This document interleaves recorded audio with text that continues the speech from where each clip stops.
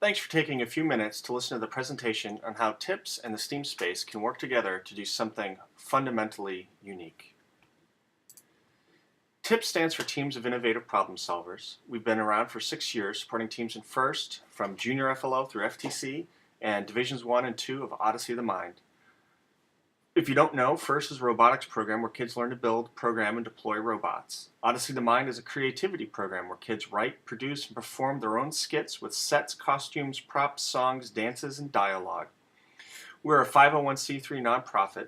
Our teams have won local, state, regional, and national awards in both FIRST and Odyssey of the Mind, including the semifinalists in the Global Innovations Award in FIRST and the Renato Fusca overall creativity winner in Odyssey of the Mind. Our teams have promoted FIRST at the Champlain Valley Mini Maker Faire, the Aiken Maker Faire, and the Tech Jam. Our teams have also promoted FIRST in WCAX and Fox, and we were the recipient of a LEGO Foundation grant to start 12 Junior FLL teams at 3 schools by focusing on rural kids and girls in robotics. Imagine a space where kids from K to 12 can work side by side solving complex, real-world problems.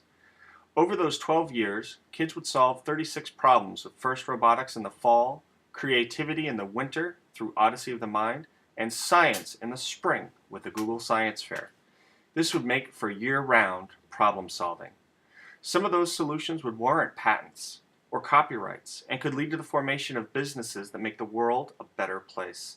In this space, younger kids would look to their older counterparts as role models and mentors, and the older kids would accept the mantle to nurture their younger teammates. This space would be used for training during summer and school recesses, when kids would work on a sequential, developmentally appropriate, and responsive curriculum that includes leadership, management, programming, design, fabrication, testing, presenting, collaborative writing, improvisation, and creativity. Each year, the kids would apply the curriculum to the problems they were solving as they convert training into experience, experience into knowledge, and knowledge into solutions. The space would support 2 teams of 6 kids at each age level, K to 2, 3 to 5, 6 to 8, and 9 through 12. Every effort will be made to support equal numbers of both boys and girls. Partitions of whiteboards are proposed to separate the space and double as a work surface. Within each space, each team of 6 kids would be subdivided into independent working groups of 2 or 3 in order to ensure that every participant gain experience in every element of the solution. Each working group would have their own table and chairs and all of the equipment they need to work independently on their task. For example, in FLL, each working group would have their own computer, Lego brick, sensors, motors, and Legos sufficient for them to work on their task, which might be an attachment to complete a mission. The kids will strive for personal improvement in this setting so that they will be ready for the moment inspiration strikes them and they transcend competition with their eureka moment that could lead to a patent, copyright, or launch a business. A presentation space is designed specifically with the purpose of sharing these ideas with the entire community. The space will contain durable, age-appropriate tools, beginning with hand tools, progressing to small power tools, and then ultimately culminating in large power tools. This will allow students to build prototypes, sets, props, costumes, and robots from materials like plastic, wood, PVC, copper, and aluminum. The space will also contain multiple 3D printers suitable for high detail small work and large-scale prototyping up to 18 inches on a side. FIRST fields will be installed at the beginning of each season and will allow teams the opportunity to train and develop on full-size fields. This also opens the potential for hosting scrimmages, conducting seminars with other teams, and running clinics for coaches and referees. These fields also make it possible for principals, superintendents, and other school officials to see the continuum of FIRST in a single location at a single time. This will no doubt inspire other communities to build similar spaces. Over time, I believe the space could be kept in continuous use by building associations of teams. For example, one set of connected teams might have practices Tuesday, Thursday, Sunday, and another might go Monday, Wednesday, Saturday. This would double the level of participation and increase the impact of the program.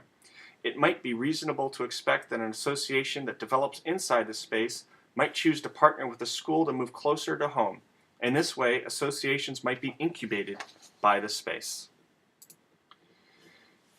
The space as designed reduces barriers to participation for families because they can make a single trip at a single time with all of their kids. It reduces obstacles for fabrication because training and tools are readily available. It promotes cultural transmission of problem solving because all the kids are working together year-round over the years. It also concentrates expert mentors to move across teams as needed. So if there was an improvisation coach working with a junior FLL team, they could easily work with an FLL team, then move over to help out an FTC team. The space costs come in at just over $20,000 for this proposal. About $10,000 of that is for furniture, including magnetic whiteboards, folding tables, folding chairs. These are specifically for the teams. The presentation space also needs chairs in addition to the chairs for the teams to welcome in the community and their families. A projector is necessary to make the screens large enough for an audience to see. There's also just under $8,000 in the proposal for durable equipment and tools, starting with hand tools and moving all the way up to the SawStop table saw, which prevents cutting kids by having a sensor on the blade so that it stops if there's contact. The robot fields are necessary in FLL and FTC, and they come in at just over $1,200. The total for all of this is $20,414.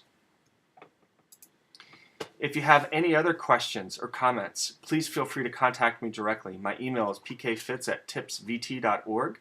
You can also check out more about our organization and our teams at tipsvt.org. And you can call me at home. My number is 802-660-0625. Thanks so much.